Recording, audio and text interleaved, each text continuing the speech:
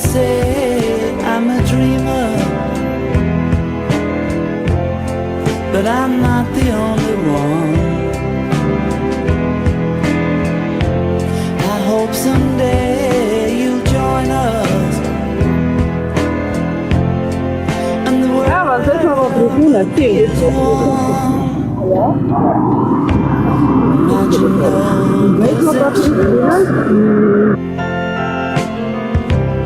Wonder if you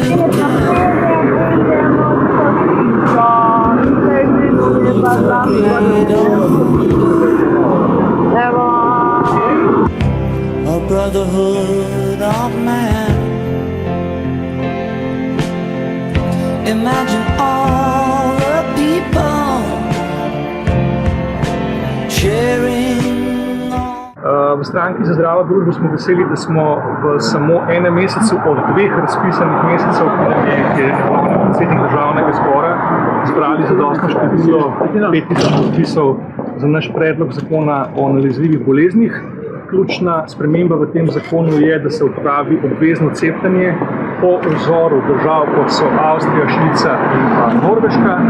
In verjamemo, da bomo v nadaljevanju v pogovorih z poslanskimi skupinami dosegli njihovo razumevanje, da to, kar delamo, ni predmet parih ljudi v Sloveniji, ki se je nekaj izmislil, ampak da če to delajo urejene države, ki sem jih naštel, in da če vidimo 5000 podpisov, da to pomeni, da imamo več tisoč Slovenk in Slovencev, ki z to temo imajo probleme in ki to rešitev pričakujejo. Kaj pravi stroka na to vaše dejanje?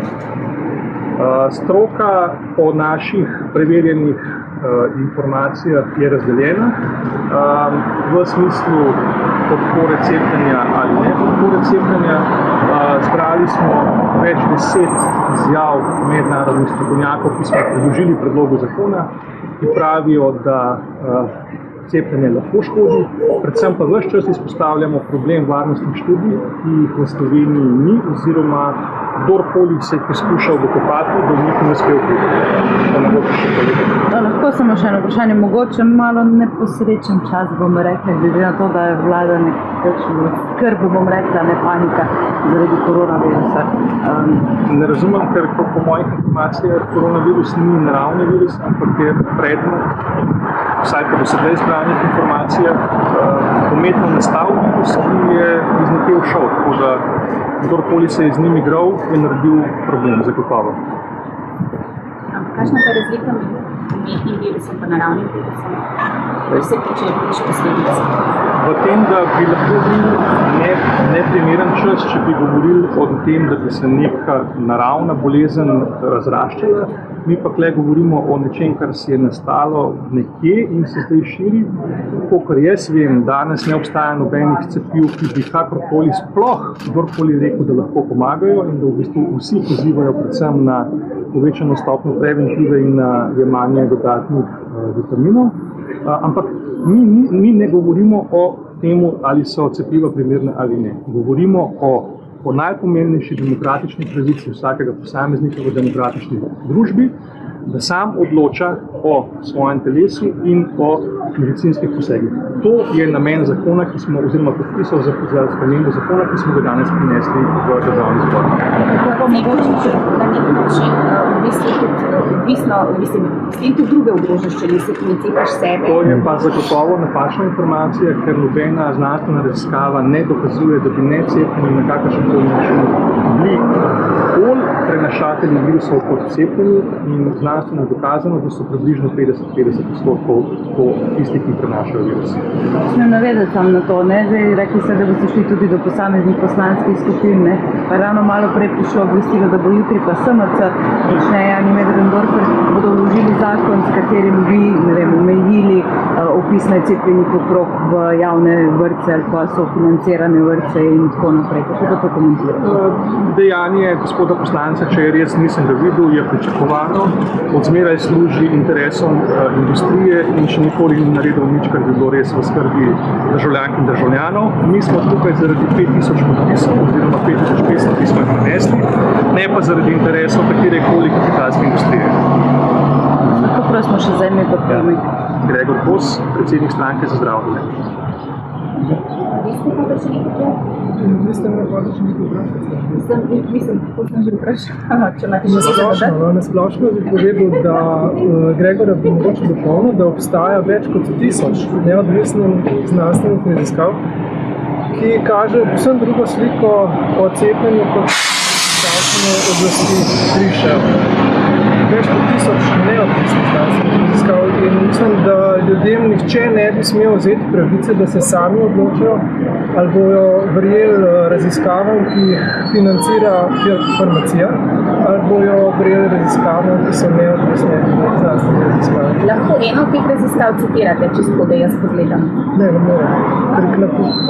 Recimo, v Švici je 200 pediatrov 3 leta plačevali vpliv na cepljenje in so potem švicarski vladi predložili predlog, da spremeni politiko cepljenja, ker po njihovih ugotovitvah sta sistem cepljenja povzroča porast avtoimunnih obolenj v starejšem obdobju in ustvarja možnost, da pride v prihodnosti do celih otokov popolnoma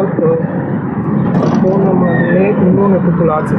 To je recimo ena raziskava, o kateri sem jaz sam pisal pred leti, ampak recimo priporočam knjigo Miller's Review of Critical Medicine Studies, ki notrih je več kot 400. In jaz mislim, da zagotovo, ko ste presenečeni vsak, ki zagovarja cepivo, in še nekaj pa sem upozoril, da noben od strokovnjakov v Sloveniji in verjetno tudi marsikaj drugje, ki zagovarja cepiva in pravi, da so cepiva učinkovita in varna, noben od teh strokovnjakov še ni videl študij varnosti. Zdaj pa, če greste na NIJZ, pa jih vprašate, ali pa če greste na javno agencijo za zdravila in medicinske pripomočke in jo zaprosite za te študije, vam bojo povedali, da niste upravičeni do njih. Zakaj? Pod nekim izmišljenim razlogom, da okolikor bi te študije prišle ven, bi se cepljenje, da bi se upor do cepljenja bistveno povečal. Zdaj pa, če sami razmislite, kaj to pomeni in kaj naj bi bilo v teh študijah, da ste verjetno prišli do zvorno društva. Predvsem Mislim, kaj ste po izobrazbi? Pravnik sem pa delal na Ministrstvu za zdravje tudi 2 leti in sem se ukvarjal prav z vprašanjem cepljenja. Tam sem ugotovil, da obstaja bistveno več stranskih posledic, kot jih sistem prikazuje, da ne obstaja zadovoljujoč in funkcionalen sistem spremljanja stranskih učinkov. Na to sem opozarjal tudi v strokovni reviji Pravna praksa. Nažalost se je zgodilo nič, razen neke kozmetične spremembe, ki so namenjene temu, da bi izgleda vse, kot da nekaj je, čeprav praktično. Ampak če sprašujete po stroki, se opravičujem, moram pa še nekaj povedati, da je v četrtek na Radio Slovenija gospod Eržen iz Nacionalnega inštituta za javno zdravje zelo jasno povedal, da gre trend sprememb zakonodaje prav v to smer, da se torej ukinja obvezno cepljenje. Tako da če njemu ne verjamete, da je strokovnjak ali pa da on ne ve, kaj govori, potem res težko prepričamo s 5000 podpisi državljank in državljanov. Jaz zagotovo so kakšni stranski učinki, ki so slabi in ki tudi niso dovolj dobro zabeleženi, pa vendarle umrljivost otrok se je nepopisno zmanjšala prav zaradi cepljenja v Afriki in tako naprej. Vprašanje, ampak mislim, da je to za vse zanimivo. Ne? Če si boste pogledali neodvisne študije in neodvisne strokovnjake, vsi brez izjeme ugotavljajo, da je stopnja smrtnosti padla pred uvedbo cepiv. Pogledajte si te grafe in boste presenečeni. Praktično je zelo zanimivo, da se o tem govori in piše in nihče tega jasno ne poudari. Je pa praktično teh informacij povsod dovolj, če jih boste iskali, boste najdeli. A smem samo jaz še nekaj vprašati? Zdaj, imeli smo primere tudi ošpico, recimo v vrtcih, kjer so potem zbolevali tudi tisti, ki so bili cepljeni. Kaj pa ta pravica tistih, ki želijo imeti cepljene otroke, da ne bi zbolevali za te, pa potem zaradi tistih, ki niso cepljeni, ravno tako zbolijo? Ta pravica je več kot zadosti pokrita. Ne poznam nobenega primera, da bi nekdo hotel cepiti otroka, pa da ga ne bi smel, razen kadar so neke zdravstvene indikacije da je to lahko zelo nevarno, ampak problem, na katerega sem opozarjal, vse skozi je to, da ti varnostni mehanizmi v Sloveniji so ignorirani in da varnostni mehanizmi, da ta ignoranca področja veliko število nepotrebne škode. To je bistveno. Ja, tukaj, a ni že tako, da otroci, ki imajo neke bolezni, da jih ne cepijo? Se misli, da obstajajo Ja. No, meni je inšpektorica za zdravje pred leti, ko sem bil na Ministrstvu za zdravje, povedala, da pred 40 leti absolutno niso cepili recimo otrok, ki so imeli kakršnekoli alergije. Potem se to popolnoma spremenilo. Zdaj cepijo vse kot tekočen trakt, ker to je ekonomija. Mi smo del ekonomije, ki ne gleda na 5-10% žrtev. In raziskave o tem, koliko stranskih učinkov se sploh odkrije, kažejo, da včasih celo manj kot 1% stranskih učinkov se prijavi. Zdaj mi pa primek, prosim. Rad bi izpostavil, če to, kar mogoče ponavadi v medijih nikoli ni izpostavljeno. Sam sem podpornik svobodne izbire in etičnega pogleda, ki temelji na Nürnberškem kodeksu, ki pravi, da je prostovoljna privolitev človeškega subjekta absolutno nujna, kar se tiče zdravljenja. Vse prevečkrat v medijih se govori v primeru recimo podpore za svobodo izbire, da je dejansko to zakon proti cepljenju. Tudi vaša vprašanja so dejansko nakazovala, kot da smo proti cepljenju. Jaz osebno recimo nisem proti cepljenju. Gre za vprašanje etike in etičnega pogleda.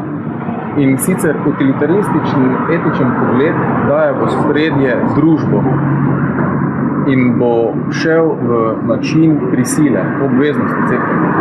Medtem ko drugi etični pogledi, deontološki etični pogled, Nürnberški kodeks, pa temeljijo na tem, da dajo v ospredje posameznika, kar pomeni, da je tako imenovana informirana privolitev posameznika nujno potrebna pred kakršnim koli zdravstvenim posegom.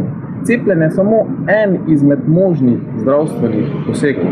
Ampak tukaj se postavljajo dileme, ker gre naprimer za otroke in ne vem, Jehovove priče, nekateri deli Jehovih prič ne dovolijo v bistvu njihovih posegov, ker so proti njihovi veri. To se pravi, morda bi otrok potreboval transfuzijo, pa ker pripada tej veri, starši ne bodo temu pristali, potem ne vem, lahko se zgodi, da otrok umre.